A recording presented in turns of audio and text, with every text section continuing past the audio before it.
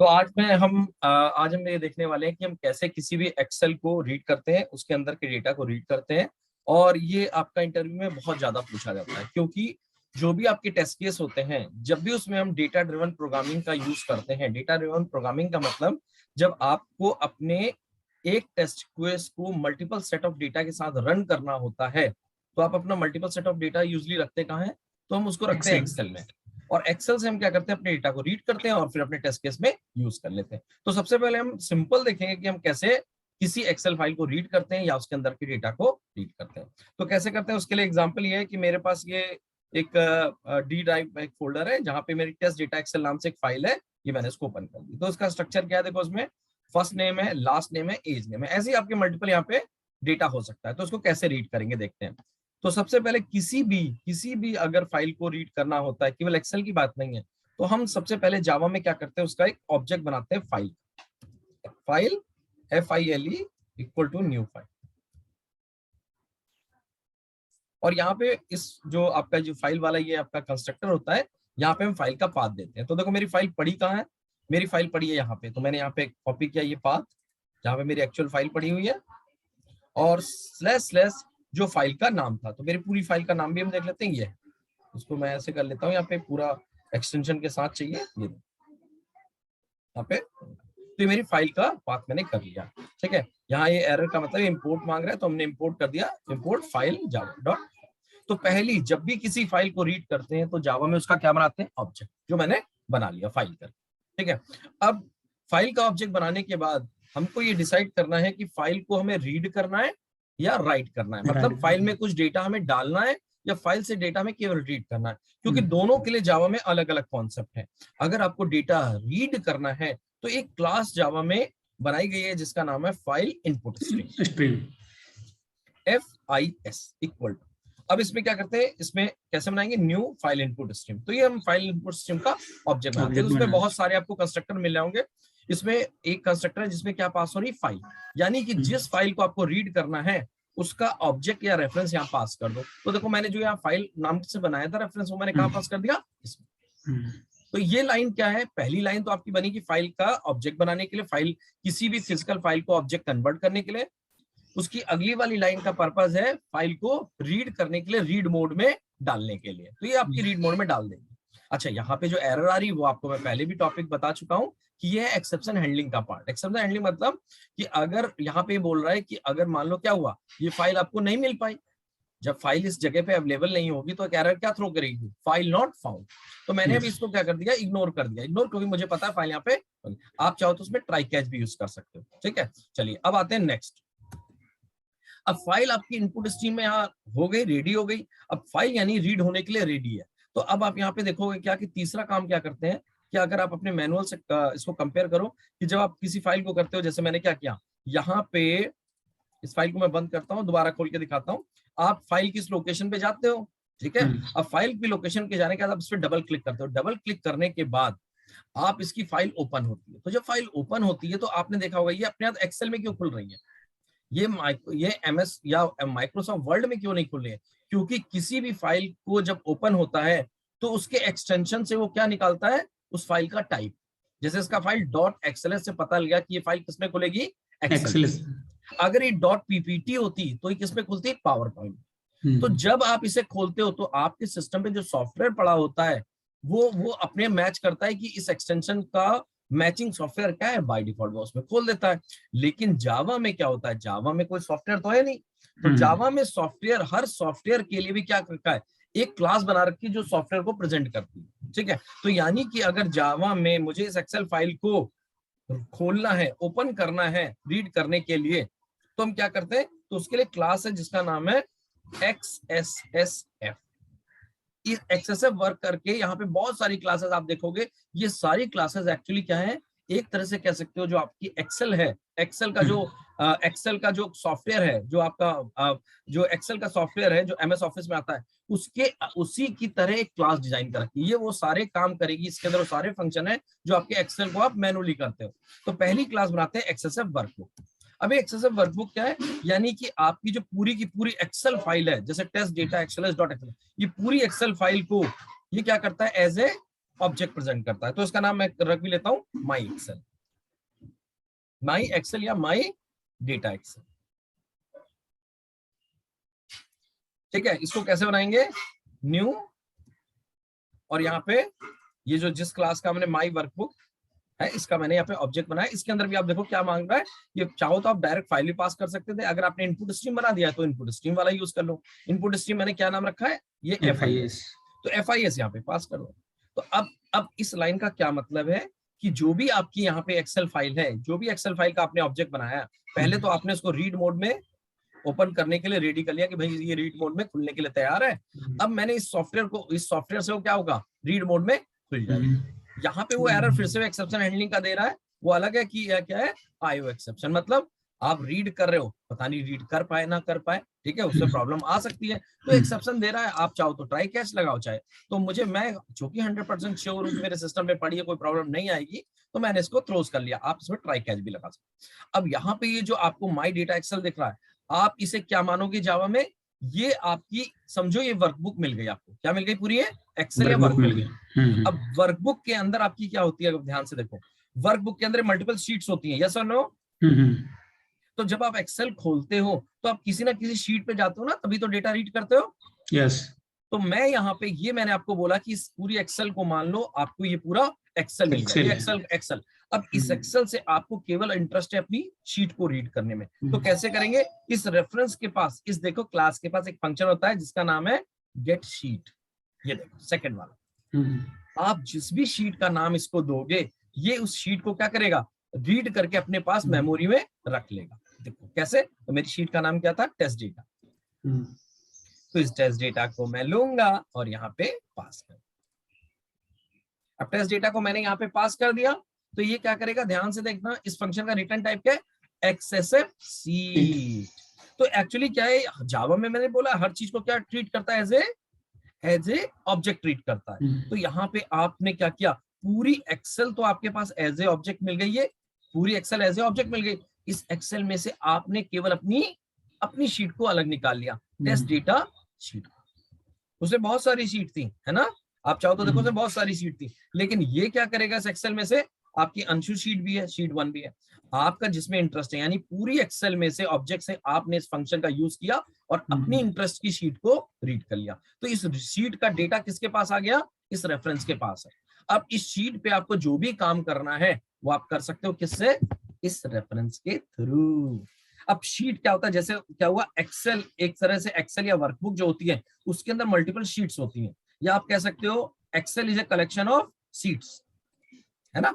और एक शीट क्या होती है, sheet is a collection of rows, column, row, पहले रोज, क्योंकि शीट क्या होती है, कलेक्शन ऑफ रोज, ये बहुत सारी रो, और हर रो क्या होता है, is a collection of column और सेल्स, है ना। तो देखो आपको जब शीट मिल गई, तो इस शीट से क्या फायदा है कि शीट से आप चाहो तो किसी भी रो को रीड कर सकते हो। Test data sheet dot get row, एक फंक्शन होता है जिसका नाम है गेट रो, ये वाला देखो, इसके अंदर जो रो आप पास करोगे, जो इंट रो नंबर जो रो पास करोगे, ये उसके डेटा को आपके पास एज ए ऑब्जेक्ट आपको रिटर्न कर देगा। तो सपोज मैं आपको दिखाता हूं भी कि मुझे ये वाली रीड करनी है, दूसरी वाली, है ना, जिसमें लिखा है गायत्री चौहान 56, इस रो को रीड करना है, तो इसकी इंडेक्सिंग स्टार्ट होती है 0 से। मुझे रो कौन सी रीड करनी है, दूसरी वाली, तो दूसरी का मतलब इंडेक्स 1। मेरी बात समझ गए, ठीक है। तो रो मतलब गेट रो, इंडेक्सिंग स्टार्ट होती है, इसकी वही कॉन्सेप्ट है, ये पहली 0, इसको इंडेक्स मानता है 0 फिर 1। तो मुझे अगर दूसरी रो रीड करनी है तो आई विल गिव, क्या मैं दूंगा, 1 दूंगा। अब देखो हर बार आपको अगर इस पे कंट्रोल लेना है, क्योंकि देखो हर बार क्या होता है, रो ले लिया, अब रो क्या होता है, row is a collection of cells. तो इसको जितनी बार आप जब भी कोई करते हो, आप हमेशा एक रेफरेंस स्टोर कर लो ताकि आप अपना काम कर लो। तो देखो हर बार क्लास का नाम एक्सेसिव, इस बार हो जाएगा एक्सेसिव रो, ये देखो, और इससे आपको क्या मिल जाएगी, इसका नाम रख लो करंट रो, करंट रो रख लो, या आप क्या करो, जो भी आपको नाम रखना है, रो 1 रो 2 जो भी आपने रो नाम से ये बना लिया। अब ये आपको मिल गए रो, रो से क्या निकाल लोगे आप, रो मिल गई, पूरी पूरी कौन सी रो मिल गई, ये वाली, ठीक है। अब रो से क्या मिलेगा आपको, row is a collection of cells. तो रो से देखो क्या है, इस रो के पास एक फंक्शन है, इस रो के पास एक फंक्शन है करंट रो डॉट गेट सेल, और सेल में क्या मांग रहा है, फिर से सेल का नंबर मांग रहा है, तो सेल के नंबर के साथ भी क्या है, वही इंडेक्सिंग स्टार्ट होती है, जैसे रो की होती है ऐसे 0 1 2 3, ऐसे सेल की इंडेक्सिंग क्या होती है, हर रो में देखो पहला वाला सेल 0, गायत्री 0 पे है, चौहान 1 पे है, और फिर ये 2 पे, और ऐसे ये सेल की रीडिंग चलती जाती है। तो मुझे उसमें कौन सा डेटा रीड करना है, मान लो मुझे क्या करना है, पहला डेटा रीड करना है ना, कौन सा पहला, जिसमें फर्स्ट नेम लिखा है, तो मैं क्या दूंगा, सेल का इंडेक्स 0। अभी जब सेल रिटर्न करेगा तो इसका भी देखो रिटर्न क्या है, XSF सेल, XSF सेल, हर चीज के लिए क्लास बना रखी है उसने XSF सेल, और इसका नाम कुछ रख दो, क्या आपको पता है कौन सी सेल है, इसका नाम रख दो नेम सेल। क्या नाम रख दिया, नेम सेल। नेम सेल या क्या नाम है, फर्स्ट नेम तो नहीं है, फर्स्ट नेम, फर्स्ट नेम है, तो इस जो पहला सेल है वो किसको प्रेजेंट कर रहा है, फर्स्ट नेम को, तो इसका नाम ऐसे कुछ रख देते हैं, बड़ा interesting, FIRST first name cell. Clear है, तो इससे क्या मिल जाएगी, फर्स्ट नेम सेल मिल जाएगी। अब अगर ऐसे ही देखो, जैसे आपको फर्स्ट नेम सेल मिल गई, मैं थोड़ा गैप भी दे देता हूं ताकि आपको अलग अलग क्लियर हो। अब अगर ये फर्स्ट नेम सेल मिल गई तो आपको क्या करना है, फर्स्ट नेम सेल के बाद अगर आपको दूसरी सेल चाहिए, दूसरा चाहिए, यानी कौन सा चाहिए, लास्ट नेम, तो जैसे आपने फर्स्ट नेम सेल नाम से बनाया, ऐसे आप एक और बना सकते हो, क्या, एक और करंट रो गेट सेल, और यहाँ पे दे दो 1, और इस वेरिएबल का किसमें स्टोर कर लो, उसका नाम क्या दे दो, लास्ट नेम। तो देखो क्या किया, करंट रो से जब सेल 0 रीड किया तो फर्स्ट नेम सेल में डाल दिया, और गेट सेल जब 1 किया तो किसमें डाल दिया, लास्ट नेम। क्लियर है, अच्छा। अब आते, अगर मैंने इसमें सेल 2 दे दिया तो क्या रिटर्न होगा इसमें से, एज। तो मैंने यहाँ पे क्या कर दिया, करंट रो गेट सेल 2 कर दिया, और इसका नाम रख दिया एज सेल। तो देखो मेरे पास तीनों पहली जिस भी रो को मुझे रीड करना है उसका मैंने यहाँ पे, जिस भी रो को रीड करना है उसका मैंने यहाँ पे इंडेक्स रीड किया। अभी आप देखना, मैं यहाँ पे रो का, मुझे सेकंड रो चेंज करनी थी, रीड करनी थी, मैंने फंस गया, मैं आपको चेंज करके दिखाऊंगा। अब यहाँ से देखो सेल तो रीड हो गया, यानी कि सब कुछ मैंने काम कर लिया। पहले मैंने पूरा एक्सेल यहाँ पे रीड किया, एक्सेल में से अपनी शीट जो भी चाहिए वो निकाल लो, उस शीट में से जो रो चाहिए वो निकाल लो, यहाँ पे रो का इंडेक्स देके, और उस रो में से जो जो सेल आपको चाहिए वो इंडेक्स 0 1 2 3 जो भी आपको देना है दे। अब इससे मिल गई सेल। अब सेल के बाद तो कुछ बताइए, सेल क्या हुआ, सेल तो क्या हुई, लास्ट यूनिटरी। अब सेल के अंदर क्या होता है, सेल के अंदर होता है डेटा। तो अब आप क्या कर सकते हो, सीधा डेटा को रीड कर सकते हो। तो देखो पहला मैं क्या करूंगा, ये आपकी हो गई फर्स्ट नेम सेल, तो फर्स्ट नेम सेल पे एक फंक्शन कॉल करो, गेट स्ट्रिंग सेल वैल्यू, क्योंकि इसके अंदर स्ट्रिंग पड़ा है तो आप स्ट्रिंग सेल वैल्यू दे दो। ये क्या करेगा, इस सेल के अंदर जो भी डेटा पड़ा है वो आपको क्या कर देगा, रिटर्न कर देगा। आप स्ट्रिंग एक वेरिएबल बना लो जिसका नाम रख दो फर्स्ट नेम। तो इसमें क्या होगा, इस सेल से, इस फर्स्ट नेम सेल से वो इसका डेटा उठाएगा और फर्स्ट नेम में रख देगा। ऐसे ही आप क्या करो, तीनों के लिए कर सकते हो। कैसे, ही देखो, जब मैं दूंगा last name cell dot string cell value, तो क्या देगा, ये लास्ट नेम दे देगा, ठीक है। और ऐसे में क्या कर दूंगा, एज को कर दूंगा, ये देखो यहाँ पे कर दूंगा एज सेल, जो मैंने यहाँ पे बनाई है उसको एज सेल किया, और यहाँ पे उसका एज कर देता। अब देखो मैंने रीड कर लिया। अब कितना सिंपल प्रोग्राम है। अब यहाँ पे मैं इसको प्रिंट करने के लिए आपको दिखाता हूँ ताकि आपको एक कॉन्फिडेंस आए कि प्रिंट हो रहा है कि नहीं। तो देखो यहाँ पे मैं क्या किया, एक ही ऐसे कर लेता हूँ, फर्स्ट नेम करके ऐसे, या एक काम करता हूँ मैं एक ही लाइन में सब प्रिंट कर देता हूँ, फर्स्ट नेम और प्लस जो भी एक डेटा रीड होगा उसके बीच में एक स्पेस लगा देता हूँ, ठीक है, ऐसे, और प्लस करके यहाँ पे क्या कर देता हूँ, लास्ट नेम कर देता हूँ। मतलब एक ही रो में प्रिंट कर रहा हूँ, आपको अलग अलग एक रो का डेटा अलग अलग क्या कहते हैं रो में ना प्रिंट करके ऐसे कर दिया मैंने। ये देखो एक एक गैप देता जा रहा हूँ और प्लस, और यहाँ पे एज कर। अब इस प्रोग्राम को रन करते हैं तो देखिए हमारा डेटा क्या प्रिंट होता है। रन करते हैं प्रोग्राम को, ये देखो क्या हुआ, गायत्री चौहान आया, गायत्री चौहान। क्योंकि देखो मैंने क्या किया, सिंपल से समझना कि आपका यहाँ पे मैंने एक्सेल को रीड किया, एक्सेल में से जो शीट चाहिए थी वो रीड कर ली, और इस रीड में से जो आपको रो चाहिए थी देखो ये रो वाला फंक्शन यूज कर लिया, और रो एक बार मिल गई, इस रो से एक एक करके देखो मैंने क्या किया, सेल 0 सेल 1 ये निकाल लिया। एक बार सेल निकाल ली, देखो सेल मिल गई। अब इन सेल से एक एक से क्या निकाला, उसकी वैल्यू निकाल ली और प्रिंट कर ली। अब देखो इंटरव्यूअर क्वेश्चन पूछेगा कि how to read the Excel, तो पूरा इतना प्रोग्राम होगा सर? इतना प्रोग्राम नहीं, इस प्रोग्राम में थोड़ा सा और मॉडिफिकेशन होगा। कैसे, मैं बताता हूँ। सबसे पहले तो देखो क्या आपको अभी मैं जो डेटा रीड कर रहा हूँ एक रो का है। अगर मान लो मुझे ये रीड करना है धर्मेश वाला, तो आपको पता है कौन सी रो है? 0 1 2 3, फोर्थ रो है। थ्री हाँ, कर देंगे, रो वालों को थ्री कर देंगे फोर्थ रो इंडेक्सिंग। है। जब फोर्थ रो है तो इंडेक्स क्या हो जाएगी? 3। तो देखो मैं यहाँ पे 3 कर दूंगा, सिर्फ इस जगह पे 3 करूंगा और इसको करूंगा तो डेटा जो ये रीड कर रहा था पहले दूसरी, अभी कौन सी? फोर्थ रो से रीड करेगा। देखो नीचे अपने आप आउटपुट चेंज हो जाएगा, देखो धर्मेश वाला आ जाएगा। आ गया? Yes sir. अब यहाँ पे आपको जो जो इंटरव्यूअर पूछता है वो इंटरव्यू एक रो के लिए नहीं पूछता है। इंटरव्यू को तो मतलब है कि इस एक्सेल के अंदर जितना भी डेटा पड़ा हो, चाहे 100 पड़ा हो, चाहे 1000 पड़ा हो, चाहे लाख पड़ा हो, वो सारा आपको रीड करके दे दे। ठीक है? तो वो रीड करके कैसे देगा? तो यहाँ पे मैंने प्रोग्रामिंग को मैं हमेशा ऐसे क्यों बताता हूँ, क्योंकि हम प्रोग्रामिंग को हमेशा एक साथ करते हैं। आप एक साथ करोगे तो हमेशा वो प्रॉब्लम आएगी। प्रोग्रामिंग को कभी एक साथ नहीं करते, टुकड़ों में तोड़ो। तो मैंने आपको पहले सिंपल क्या दिखाया, किसी एक्सेल कैसे उसको एक्सेल में कन्वर्ट करे, फिर कैसे उसमें शीट निकाले, कैसे उसमें एक रो निकाले और एक रो से सारे सेल का डेटा निकाले। अब आपको देखो, अगर आपको सारा डेटा चाहिए तो आपको एक ही काम तो करना है, क्या? ये जो एक रो निकाल रहे हो ये सारी रो निकलनी चाहिए, है ना? यस और नो? तो आपको देखो करना क्या चाहिए, यहां से लेकर यहां तक का पूरा ये पार्ट एक लूप में जाना चाहिए। ठीक है? तो देखो मैं क्या किया आपके लिए, एक लूप बनाता हूं फॉर, एक लूप अलग से पहले बनाता हूं। लूप में क्या करूंगा, इंट i इक्वल टू 0। मैं क्यों कर रहा हूं i इक्वल टू 0 मैं बताऊंगा आपको।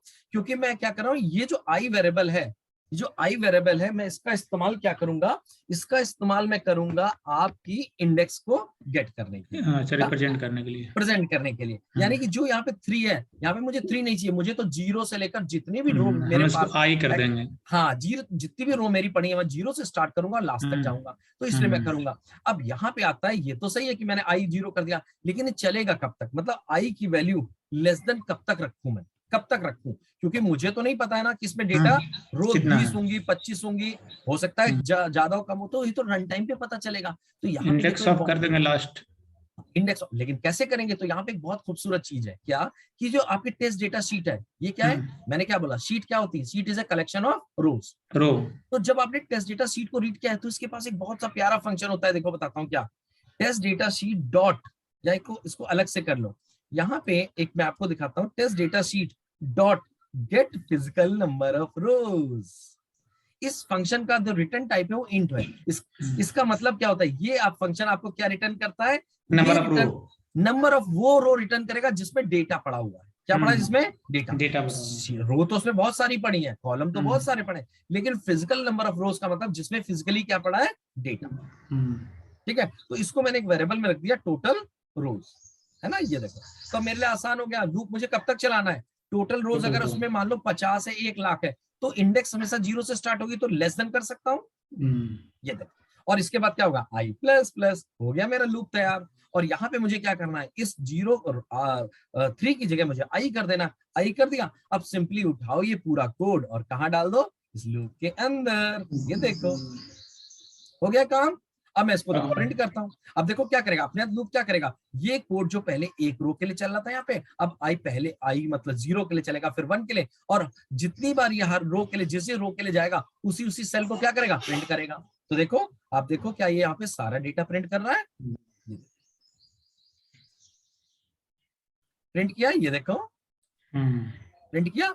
तो आपसे इंटरव्यू में ये पूछेगा। अब देखो क्या, ये प्रोग्राम मैंने जनरल लिखा है, मैंने यहाँ पे लिखा i 0 टोटल रोज। अब अगर मान लो, देखो क्या अभी तक इसमें डेटा कहाँ तक प्रिंट हो रहा है, ये देखो, अगर आप देखो लास्ट डेटा क्या था, ये शीशांत G80, क्योंकि वहां पे इसमें यही है। अगर मैं देखो एक डेटा और बढ़ा दूं, एक डेटा बढ़ाने का मतलब मान लो 1000 डेटा कुछ भी बढ़ा दूं, तो ये देखो डायनेमिक चल रहा है। मैंने लिखा मुकेश, ठीक है, और मुकेश जी लिख दिया, और यहाँ पे एक एज लिख देता हूँ कि कोई भी एज आप मान के चलो, मैंने 24 लिख दिया। अब देखो एक डेटा और बढ़ गया, मेरा प्रोग्राम लेकिन अभी फिक्स है, मेरा प्रोग्राम तो फिक्स है। देखो मैं इसको रन करूंगा, क्योंकि मैंने कोई स्टैटिक प्रोग्राम नहीं लिखा। मैंने क्या लिखा, डायनेमिक जितनी भी रोज होंगी निकाल देगा।